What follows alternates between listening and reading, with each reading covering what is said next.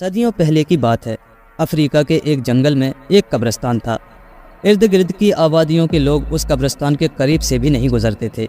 یہ ایک پرانا قبرستان تھا جس کے متعلق مشہور تھا کہ اس قبرستان میں ایک زندہ مردہ رہتا ہے جو کہ راہگیروں اور قریبی چھوٹے چھوٹے گاؤں والوں کو رات کی تاریکی میں تنگ کرتا ہے۔ خوف اور دہشت سے لوگ گاؤں کو چھوڑ کر قریبی شہر میں چلے گئے۔ چند دنوں بعد ادھر شہر میں ایک جادوگر نے افراتفری برپا کر دی۔ گاؤں کے لوگوں نے مشہور کر دیا کہ زندہ مردہ اب شہر میں آ گیا ہے۔ جب لوگوں نے ان سے زندہ مردہ کے عجیب و غریب واقعات سنے تو حیران و پریشان ہو گئے۔ شہر میں بھی زندہ مردہ کی کئی کہانیاں گردش کرنے لگیں۔ لوگ گھبرا گئے اور رو رو کر بھاگ کر شہروں میں پناہ تلاش کرنے لگے۔ اس خوفناک اور ڈراؤنی شکل والے جادوگر نے کئی معصوم شہریوں کو جان سے بھی ختم کر دیا۔ خوف اور دہشت سے شہر خالی ہو گیا۔ چند لاشیں شہر کی مختلف سڑکوں پر بکھری پڑی تھی جو کہ جادوگر کے ظلم کا شکار ہوئے تھے۔ اسی زمانے میں ملک فارس پر ایک انصاف پسند اور عقل مند بادشاہ حکومت کرتا تھا۔ بادشاہ کا ایک بیٹا شہزادہ نور اپنے باپ کی طرح عقل مند تھا۔ وہ غریبوں کی مدد کرنا اپنا فرض سمجھتا تھا۔ ایک دن اس نے اپنے ابا حضور سے کہا کہ وہ افریقہ کے جنگلوں میں شکار کی غرض سے جانا چاہتا ہے۔ بادشاہ نے اجازت دے دی اور ساتھ ایک سپاہ سالار کو بھی بھیج دیا۔ دونوں بحری جہاز سے افریقہ کے اس خوفناک جنگل اور شہر میں پہنچے جو خوفناک جادوگر کی وجہ سے خالی پڑا تھا۔ انہیں شہر میں کوئی انسان نظر نہیں آیا۔ سڑکوں پر انسانی ہڈیوں کے ڈھانچے پڑے ہوئے تھے۔ یہ دیکھ کر وہ اور بھی حیران ہوئے۔ اس شہر کا یہ خوفناک ماحول دیکھ کر وہ دونوں بحری جہاز سے واپس اپنے ملک آ گئے اور بادشاہ سے اس شہر کے خوفناک ماحول کا واقعہ سنایا۔ یہ سن کر بادشاہ بھی فکر مند ہوا۔ بادشاہ نے حکم دے کر ایک شاہی نجومی کو بلایا۔ نجومی نے اپنے علم سے بتایا کہ افریقہ کے اس جنگل میں ایک ظالم جادوگر آ گیا ہے جس نے وہاں کے شہر پر آفت نازل کر دی ہے۔ ابا حضور شہزادہ نجومی کی بات سن کر بولا، آپ مجھے اجازت دیں تاکہ میں اس ظالم اور خطرناک جادوگر کو ہمیشہ کے لیے ختم کر دوں۔ میں نہیں چاہتا کہ لوگ خوف اور پریشانی کی زندگی بسر کریں۔ بیٹے، بادشاہ نے کہا، اگر تمہیں کچھ ہو گیا تو جانتے ہو میرا کیا ہوگا؟ تم اس تخت کے وارث ہو اور اب میں بوڑھا بھی ہو چکا ہوں۔ ابا، شہزادہ بولا، یہ ایک نیکی ہوگی، انسانی خدمت ہوگی۔ مخلوق خوش ہوگی تو خدا بھی خوش ہوگا۔ ہمت کر کے بادشاہ نے شہزادے کو جانے کی اجازت دے دی۔ نجومی نے شہزادے سے کہا کہ وہ مہم پر جانے سے پہلے اس سے ضرور مل لے۔ ابا حضور شہزادے نے بادشاہ سے کہا، آپ میری فکر نہ کریں بلکہ ان لوگوں کی فکر کریں جو اس مصیبت میں گرفتار ہیں۔ آپ صرف میری کامیابی کے لیے دعا کریں۔ خدا تمہارا حامی و ناصر ہو، بادشاہ نے کہا۔ آمین، شہزادہ بولا۔ سفر پر روانگی سے قبل شہزادہ نور نجومی کے پاس گیا اور ضروری ہدایات کے متعلق بات کی۔ شہزادہ حضور، نجومی نے کہا، سفر کے دوران نماز باقاعدہ ادا فرمائیں اور خدا کی حمد و ثنا کا ذکر جاری رکھیں کیونکہ خدائے عظیم سے بڑی طاقت کوئی نہیں۔ ایسا ہی ہوگا، شہزادے نور نے کہا۔ نجومی نے کہا، جادوگر کے پاس جانے سے پہلے تمہاری ملاقات ایک بزرگ سے ہوگی، وہی تمہیں باقی ہدایت دیں گے۔ شہزادہ نور نے بادشاہ سلامت کی اجازت سے چند جان نثار ساتھیوں کو ساتھ لیا اور سفر پر روانہ ہو گیا۔ بحری جہاز کی مدد سے شہزادہ اور اس کے ساتھی ایک دن رات کی تاریکی میں افریقہ کے ایک جنگل میں پہنچے۔ شہزادے کے حکم کے مطابق جہاز کو وہاں لنگر انداز کر دیا گیا۔ رات کافی ہو گئی تھی، اس لیے شہزادہ اور اس کے ساتھی ایک بڑے سے درخت کے نیچے لیٹ گئے۔ اچانک زندہ مردہ وہاں پہنچ گیا۔ اس نے رات کی تاریکی کا فائدہ اٹھایا اور شہزادے کے کچھ ساتھیوں کو مار ڈالا اور کچھ ساتھی ادھر ادھر بھاگنے لگے، لیکن زندہ مردہ نے انہیں بھی پکڑ کر مار ڈالا۔ اب شہزادہ تنہا رہ گیا، لیکن اس نے ہمت نہ ہاری۔ صبح کی روشنی نکلتے ہی وہ اکیلا سفر پر روانہ ہو گیا۔ وہ جس غرض سے نکلا تھا وہ ہر حالت میں پورا کرنا تھا۔ وہ بھٹکتا ہوا ایک جنگل میں پہنچا۔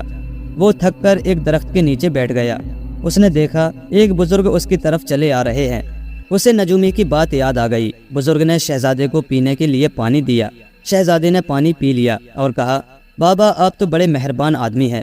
بزرگ نے کہا، تم ایک با ہمت انسان ہو۔ تمہارا باپ تمہاری کامیابی کے لیے بہت دعائیں مانگ رہا ہے۔ ہمت اور محنت انسان کو منزل تک پہنچا دیتی ہے۔ کیا آپ وہی ہیں جن کے متعلق نجومی نے مجھ سے کہا تھا؟ ہاں، میں وہی ہوں، بزرگ نے کہا۔ کچھ دیر شہزادہ اور بزرگ باتیں کرتے رہے۔ پھر بزرگ نے شہزادے کو کچھ کھانے کو دیا۔ شہزادے نے خوب جی بھر کر کھانا کھایا۔ اسے سفر کے دوران پہلی مرتبہ اتنا اچھا اور لذیذ کھانا ملا تھا۔ کھانے سے فارغ ہونے کے بعد شہزادے نے بزرگ سے کہا، آپ ہی میری مدد فرمائیں کیونکہ آپ کے مشورے کے بغیر میں افریقہ کے پریشان حال لوگوں کی مدد نہیں کر سکوں گا۔ شاباش بیٹے، بزرگ نے کہا۔ یہ لو قالین کی مدد سے تم جادوگر تک پہنچ جاؤ گے اور اس چھڑی سے راستہ خود بخود صاف ہو جائے گا۔ اور یہ تیسری چیز صفوف ہے، اس پر بسم اللہ شریف پڑھ کر جو کہو گے وہ حاضر ہو جائے گا۔ آپ نے میری مشکل حل کر دی۔ بزرگ نے کہا، اب تم اس قالین کی مدد سے جا سکتے ہو، لیکن بیٹے یہ قالین تمہیں آدھے راستے تک لے جائے گا، اس کے آگے تمہیں خود جانا ہوگا۔ جی اچھا، شہزادے نے کہا، یہاں سے کتنی دور جادوگر رہتا ہے؟ یہاں سے شمال کی طرف 500 میل کے فاصلے پر ایک پہاڑ کے اندر ایک غار ہے، اس میں جادوگر رہتا ہے۔ اب شہزادہ نور قالین زمین پر رکھ کر اس پر بیٹھ گیا اور سفر پر روانہ ہو گیا۔ جب قالین نے آدھا راستہ طے کر لیا تو خود ہی خود زمین پر اتر گیا۔ جب شہزادہ قالین سے نیچے اترا تو قالین فوراً غائب ہو گیا۔ شہزادے نے ڈبی میں سے صفوف نکالا اور کہا، مجھے گھوڑا چاہیے۔ فوراً ایک اعلیٰ نسل کا گھوڑا حاضر ہو گیا۔ شہزادہ اس پر بیٹھ کر جادوگر کی طرف چل پڑا۔ قریب ہی ایک بیٹھے ہوئے الو نے اسے جادوگر کے قریب جاتے دیکھا تو فوراً اڑ کر جادوگر کے پاس گیا اور شہزادے کے بارے میں بتایا۔ جادوگر نے فوراً ایک فوج بنائی اور حکم دیا کہ اس شہزادے کو یہاں پہنچنے سے پہلے ہی ختم کر دو۔ فوج شہزادے کی طرف بڑھی۔ جب شہزادے نے فوج کو اپنی طرف آتے دیکھا تو سمجھ گیا۔ اس نے فوراً ڈبی میں سے تھوڑا سا صفوف نکالا اور اسے پھینک کر کہا، ایک فوج ہو جائے۔ دیکھتے ہی دیکھتے ایک فوج تیار ہو گئی اور دونوں فوجوں کے درمیان جنگ چھڑ گئی۔ شہزادہ ایک طرف ہو گیا، خوب لڑائی ہوئی، آخر کار جادوگر کی فوج ماری گئی۔ جادوگر بہت حیران ہوا، پھر اس نے اپنے جادو کے زور سے ایک بہت بڑا پہاڑ اٹھا کر شہزادے کی طرف پھینکا۔ شہزادے نے بزرگ کی دی ہوئی چھڑی کی نوک اس پہاڑ کی طرف کر دی۔ پہاڑ فوراً غائب ہو گیا۔ اب جادوگر نے ایک بہت بڑا سانپ شہزادے کے راستے میں کھڑا کر دیا۔ لو، شہزادے نے فوراً چھڑی کی نوک سانپ کی طرف کر دی تو وہ بھی غائب ہو گیا۔ اب جادوگر نے آسمانی چڑیلیں اور بلائیں شہزادے کی طرف بھیجی تاکہ وہ شہزادے کو نیست و نابود کر دے۔ تو جلد ہی شہزادے نے آسمان کی طرف صفوف پھینکا اور کہا، آسمانی چڑیلیں اور بلائیں بن جائیں۔ اچانک بہت سی بلائیں اور چڑیلیں بن گئیں۔ اسی طرح چڑیلوں میں بھی جنگ ہوئی۔ چند لمحوں بعد جادوگر والی تمام چڑیلیں ہلاک ہو گئیں۔ اب تو جادوگر کو شہزادے پر بہت غصہ آیا۔ اس نے آگ کا گولا شہزادے کی طرف پھینکا۔ آگ کی سرخی کی روشنی کی وجہ سے آسمان کا رنگ بھی سرخ ہو گیا۔ آگ کا گولا شہزادے کے قریب آ کر گرا اور چاروں طرف آگ پھیل گئی۔ شہزادے نے ڈبی میں سے تھوڑا سا صفوف نکالا اور آگ پر پھینک کر کہا، پانی بن جا۔ ہر طرف پانی پھیل گیا اور آگ بجھ گئی۔ اب شہزادہ جادوگر کی طرف بڑھنے لگا تو مردوں کی ایک ٹولی نے اس کا راستہ روک لیا۔ وہ مردوں کا مقابلہ کرتا رہا اور تمام کو ختم کر ڈالا۔ اب وہ آگے بڑھا۔ پہاڑ کے قریب پہنچ کر اس نے ایک غار دیکھا اور وہ اس میں داخل ہو گیا۔ اندر اندھیرا ہی اندھیرا تھا۔ شہزادہ آہستہ آہستہ چلتا ہوا اندر بڑھتا رہا۔ وہ ایک روشنی کے پاس پہنچ گیا۔ شہزادہ ایک کمرے میں داخل ہوا۔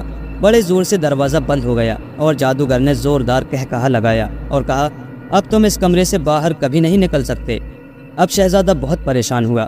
جادوگر نے اسے ایک کمرے میں قید کر دیا تھا۔ یہ ایک بہت بڑا کمرہ تھا۔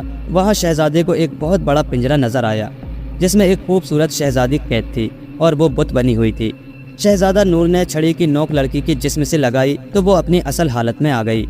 اس لڑکی نے بتایا کہ میں ملک ایران کی شہزادی ہوں، میرا نام شہزادی گل ہے۔ اس جادوگر نے 3 سال سے مجھے قید کر رکھا ہے۔ شہزادے نے پورے کمرے کا جائزہ لیا۔ اچانک شہزادے کو چھت میں ایک سوراخ نظر آیا۔ جب شہزادہ نور نے اس میں چھڑی کی نوک ڈالی تو سوراخ بڑا ہو گیا اور یہ دونوں سوراخ کے ذریعے باہر نکل آئے۔ جب وہ دونوں غار سے باہر آئے تو جادوگر ان کے سامنے کھڑا تھا۔ وہ غصے میں شہزادے کی طرف بڑھا۔ اس نے منہ میں کچھ پڑھا اور شہزادے کی طرف پھونک ماری۔ شہزادے پر اس کا کچھ بھی اثر نہ ہوا۔ یہ دیکھ کر جادوگر گھبرا گیا۔